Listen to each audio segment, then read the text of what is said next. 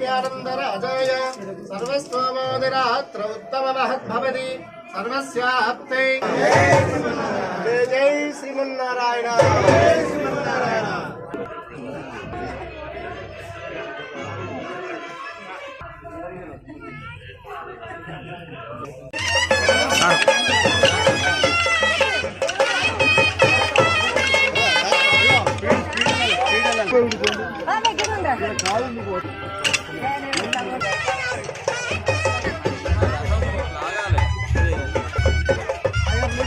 Back జరగండి, back జరగండి.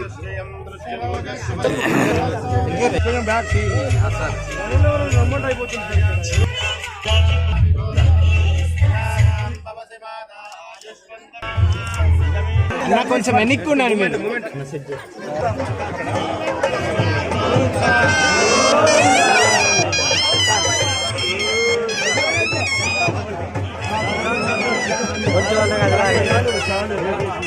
అంతే అంతే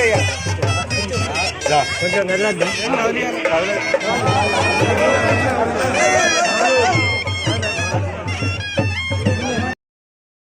దేవాలయం వర్షం వచ్చినప్పుడు కొంత నీళ్లతోటి ఉంటున్నటువంటి సందర్భంగా దాని ఏ విధంగా వాటర్ ప్రభావం పడకుండా ఉండాలనేటువంటి ప్రధానమైన పనులను దృష్టి చేయడం జరిగింది. వాటిని ఎందుకంటే తెలంగాణ ప్రభుత్వంలో దేవాలయాలకు సంబంధించి పూజలు కానీ దానికి సంబంధించినటువంటి పాశ్చాత్య దాని యొక్క భక్తికి సంబంధించిన విషయంలో ఎక్కడ కూడా నిర్లక్ష్యం జరగకుండా అన్ని రకాలుగా దేవాలయాల యొక్క నిత్య పూజలు జరిగే విధంగా చర్యలు తీసుకుంటా ఉన్నాం. ఇప్పుడు కాళేశ్వరంలో సరస్వతి పుష్కరాలు కూడా ప్రారంభమైనాయి.